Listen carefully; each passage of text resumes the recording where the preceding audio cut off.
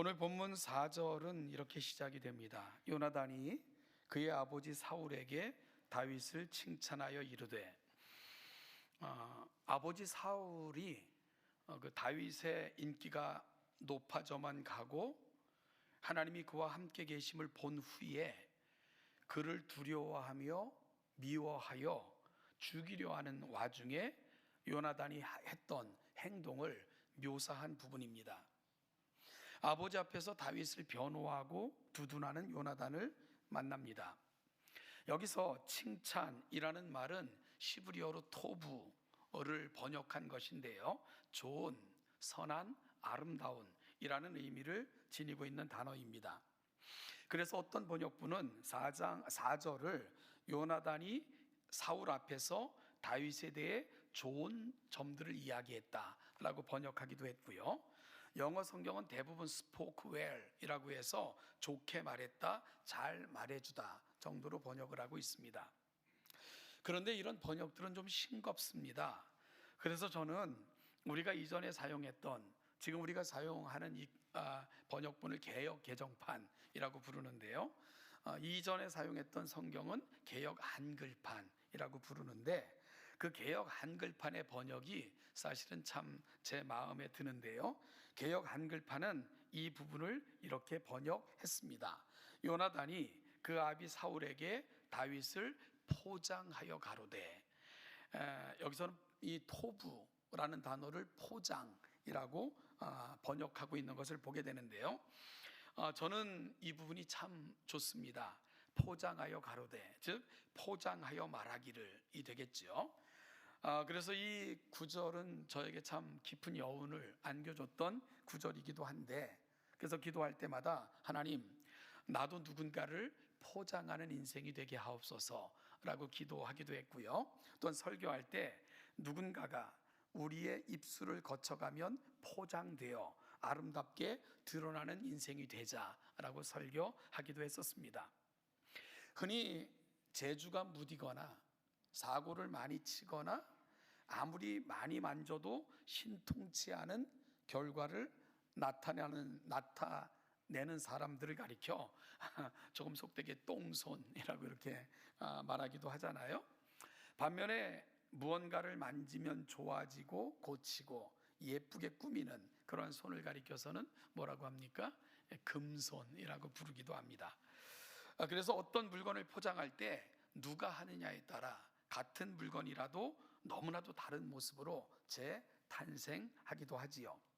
오늘 본문에서 요나단이 다윗을 그렇게 포장하고 있습니다. 사울은 다윗을 두렵게 여긴 나머지 다윗을 사위로 삼아 놓고도 그 불안감을 떨치지 못했습니다. 그래서 사울은 그의 아들 요나단과 모든 신하에게 다윗을 죽이라고 명령하기에 이릅니다. 이런 살벌한 상황에서 요나단은 먼저 아버지의 뜻을 참 마음 아파하면서 다윗에게 연례적인 아침 식사에 나오지 말고 은밀한 곳에 피해 있으라 이렇게 말을 합니다. 그리고는 담대하게 아버지 사울에게 이렇게 말합니다. 아버지께서는 왜 아버지시나 다윗을 해치려 하십니까? 이런 죄를 지으시면 안 됩니다. 다윗은 아버지께 죄를 지은 적이 없습니다. 오히려 아버지를 도와서 적군들을 물리쳤고요, 자신의 목숨을 아끼지 않고 블레셋 장군을 쳐서 이겼으므로 여호와께서 이 엄청난 승리를 우리에게 주셨습니다. 그런데 지금 무엇 때문에 아버지는 이유도 없이 다윗을 미워하여 피를 흘리는 죄를 범하려 하십니까? 아버지 그러시면 안 됩니다 라고 간곡하게 아버지를 설득합니다. 요나단은 다윗을 돕기 위해 치밀한 계획을 세운 거죠. 먼저 다윗을 은밀한 곳에 숨기고는, 그리고 오늘 본문을 보면 바로 그 숨어있는 곳으로 아버지를 모시고 나가서 들판에서 마치 아버지 저랑 산책 한번 하시면 안 될까요? 하고 이렇게 하는 것 같아요. 그리고 다윗을 숨겨놓은 곳으로 가서는 아버지에게 이런 이야기를 들려주는 거예요. 그러니까 아마도 숨어있는 다윗이 요나단과 사울의 대화를 듣지 않았을까 이런 생각이 드는데요, 그러자 요나단의 말을 들은 사울은 크게 후회하면서 내가 잘못했다, 내가 다윗을 해치지 않으마 라고 여호와의 이름으로 맹세하는 그런 모습으로 나아가게 되죠. 그리고 요나단은 이를 다윗에게 알렸고요, 다윗은 위험으로부터 벗어나 자신의 거처로 돌아갈 수 있었습니다. 물론 아는 것처럼 사울은 이 좋은 마음을 유지하지 못하고요, 악한 마음이 틈탈 때는 그 마음에 자신을 빼앗겨서 결국은 이스라엘의 초대 왕이라는 그 엄청난 은혜를 한 사람을 미워하며 일생을 허비하는 일에 그렇게 허비함으로 말미암아 비참하게 인생을 마무리하고 말았는데요, 그럼에도 불구하고 오늘 인생의 어려운 순간마다 다윗을 도와줬던 요나단은 그에 비해서 훨씬 더 빛나는 인생으로 우리에게 다가오고 있죠.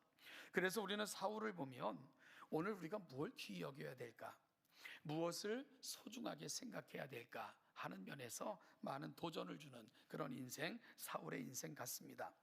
저는 오늘 본문을 살피면서 2024년 우리가 세운 목표, 함께 지어져가는 교회, 이 부분 중에 우리는 함께라는 의미를 살피고 있는데요, 이 함께라는 말이 참 좋은 말인데 이게 쉬운 말은 아닙니다.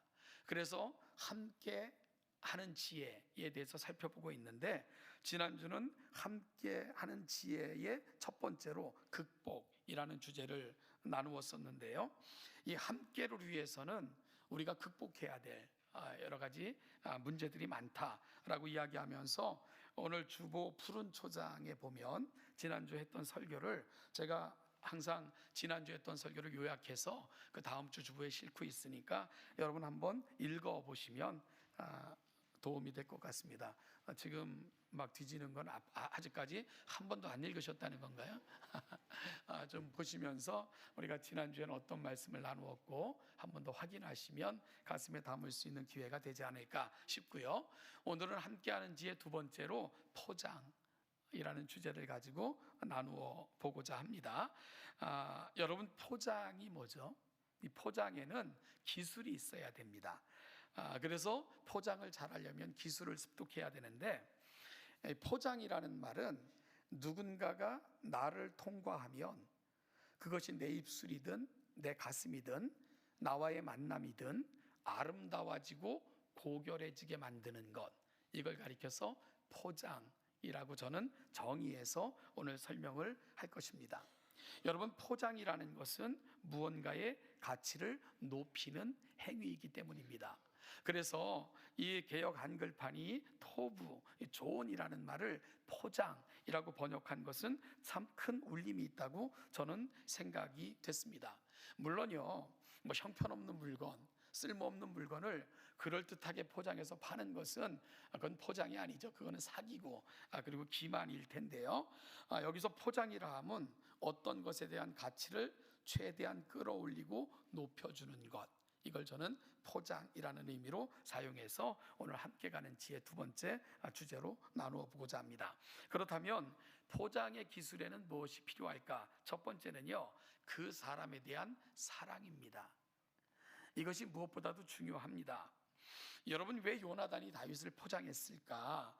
그 이유가 1절에 나오는데요, 우리 1절을 같이 한번 읽어보실까요? 시작. 사울이 그의 아들 요나단과 사울의 아들 요나단이 다윗을 심히 좋아하므로, 여기서 좋아했다라는 말을 이후로 진행되는 성경에서는 사랑했다라는 말로 표현하고 있는데요, 이 좋아했다라는 말 앞에 심히라는 말을 덧붙여서 요나단이 다윗을 얼마나 극진히 지극히 좋아하고 사랑했는가 하는 것을 보여주고 있습니다. 여기서 요나단이 다윗에게 보여준 사랑은 아가페입니다. 조건과 이유를 따지지 않는 그런 사랑을 보여준 것이지요.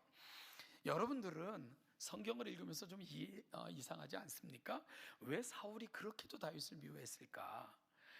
심지어 후에 보면 다윗 편을 드는 요나단을 향해서 창을 집어던지면서까지 살해 위협을 가하면서까지 다윗 편을 드는 요나단에게 심하게 책망하는 그런 사울을 보게 되거든요. 여러분들은 왜 그렇게 사울이 다윗을 미워했다라고 생각이 드십니까? 저는 잘못된 부성애 때문이다, 이렇게 생각이 드는데요. 여러분, 다윗이 살아 있으면 자신의 왕권이 유지될 수 없다고 사울은 생각을 했습니다. 그것은 요나단이 왕위를 계승하지 못한다는 것과 같은 의미가 되겠지요. 그래서 자신의 입장에서도 아들을 위해서도 다윗은 살아 있어서는 안 된다라고 생각했던 것이 사울의 입장이었습니다. 왕권에 심각한 위협이 된다라고 생각을 했던 거고요. 그래서 후에 다윗의 편을 드는 요나단을 책망하면서, 야, 이 계집의 소생아, 다윗이 살아 있어서는 네가 왕이 될 수 없다는 것을 너는 모르느냐 하면서 책망했던 것을 보면 이런 사울의 마음이 다윗을 향한 미움으로 가 있지 않았을까 싶은 생각을 하게 됩니다. 반면에 요나단은 자신의 유익과 왕권, 이익보다도 하나님의 뜻이 중요했던 사람입니다.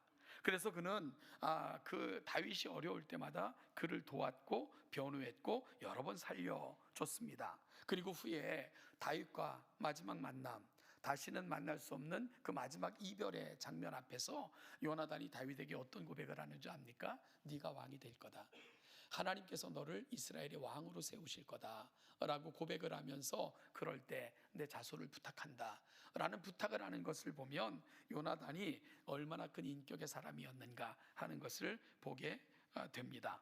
결국 여러분, 함께라는 주제를 이루기 위해 그 필요한 그 누군가를 포장해 주려면 그 포장의 기술 중에 가장 중요한 기술은 사랑이라는 것을 알게 됩니다. 여러분들의 물건 중에 정이 없거나 쓸모 없어지는 것은 폐기하지 않습니까? 여러분, 사랑이 없는 관계에서는 포장이 나올 수가 없는 것입니다.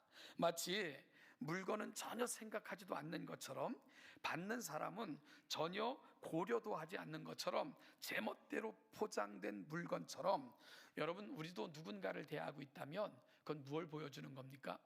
내 안에 사랑이 없구나, 그를 향한 내 안에 애정이 없구나 하는 것을 보여주는 것과 같은 이치입니다. 누군가를 대함, 그를 포장해주고 있는가는 그에 대한 나의 태도, 마음의 모습을 정확하게 보여주고 있는 거죠.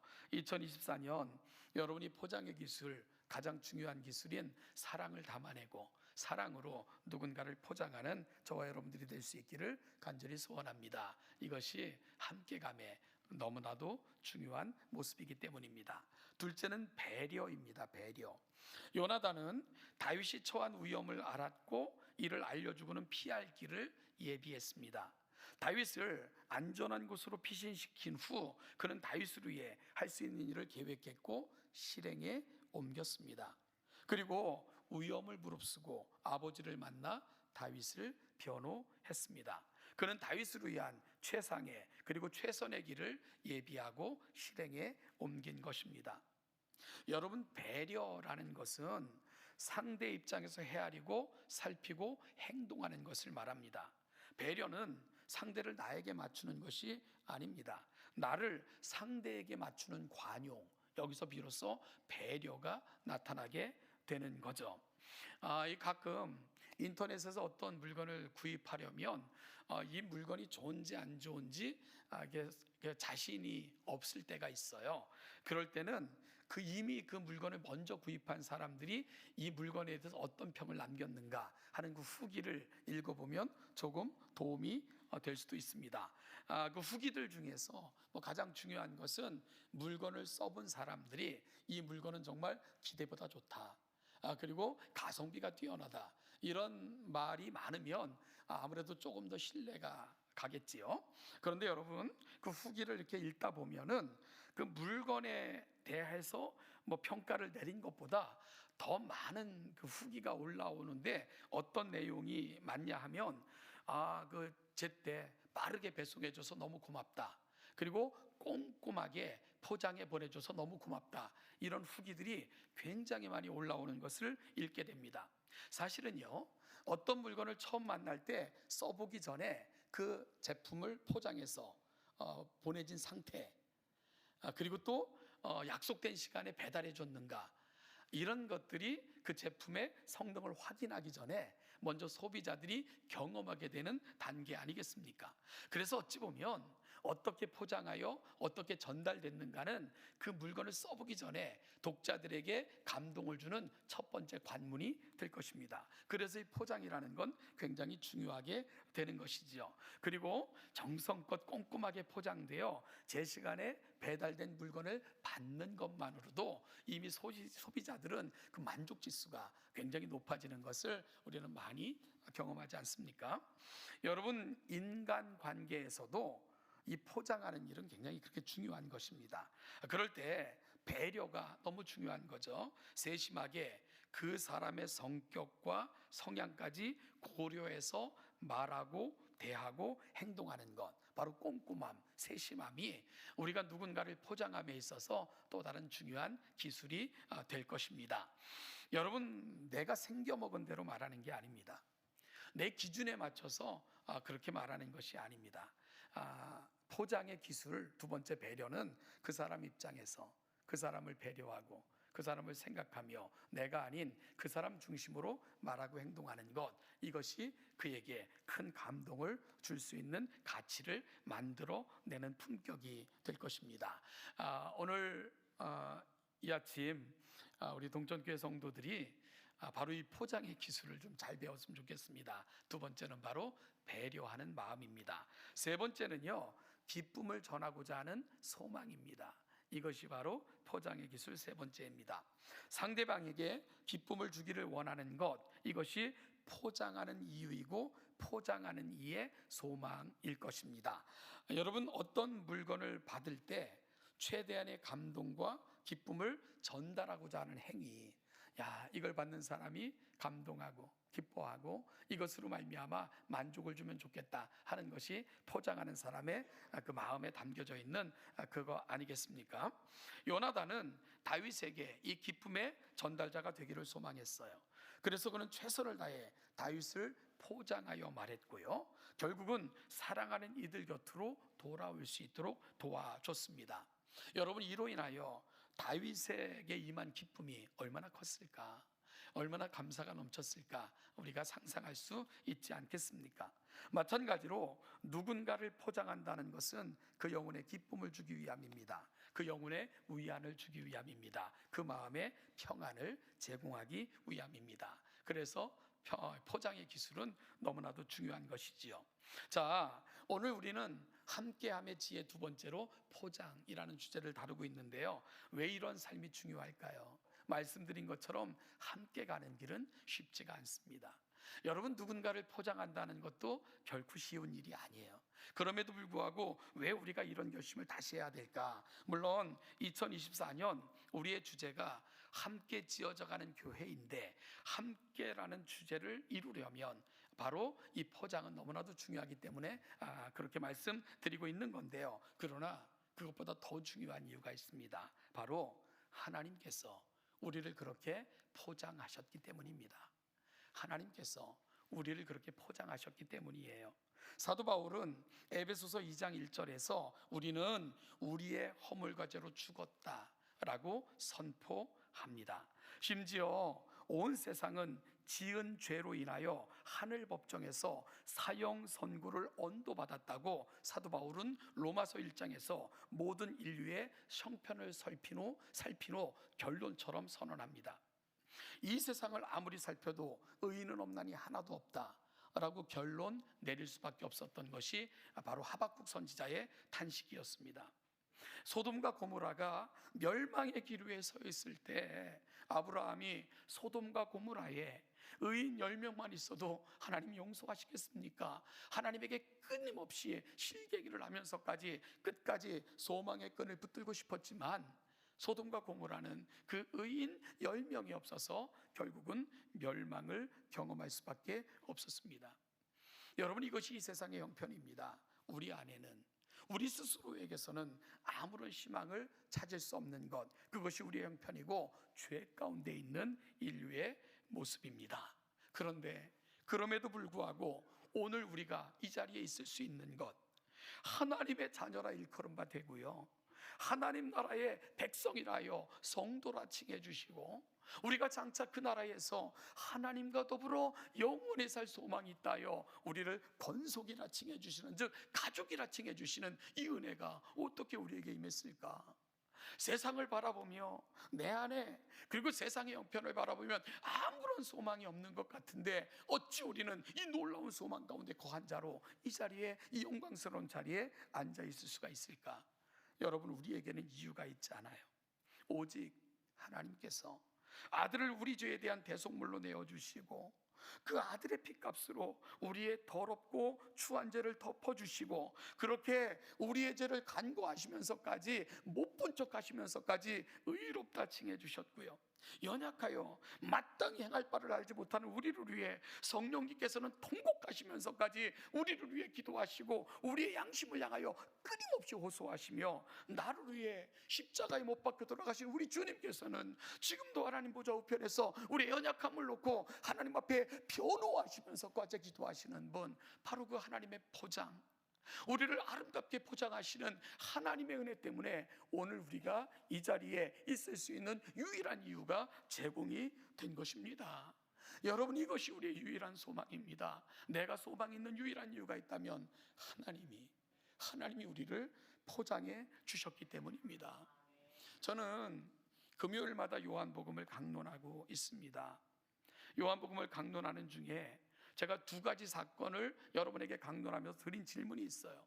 한 가지 사건은 현장에서 가늠하다 잡힌 여인의 사건, 그리고 또 한 가지 사건은 제자들의 발을 씻어주시는 예수님의 모습을 강론하면서 우리가 이 두 가지 사건 속에서 놓치지 말고 바라봐야 될 그 그림이 뭡니까?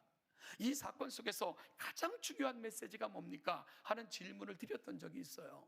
여러분, 현장에서 가늠하다, 현장에서 잡힌 여인, 사람들에게 처절하게 끌려와 내동덩이 쳐지듯 그렇게 널브러져 있는 여인, 그리고 그 예수님께서 바로 그 여인 앞에, 군중과 여인 앞에 쭈그리고 앉아서 땅바닥에 글을 쓰고 있을 때 우리는 그 사건 속에서 뭘 봐야 됩니까? 뭘 놓치지 말아야 됩니까? 라고 질문을 했습니다.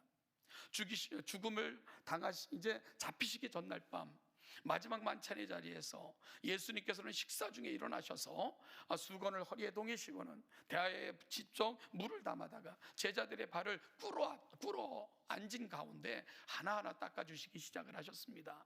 이 사건 속에서 우리가 놓치지 말아야 될 그림은 또 뭡니까? 라고 질문을 했습니다. 여러분, 뭡니까?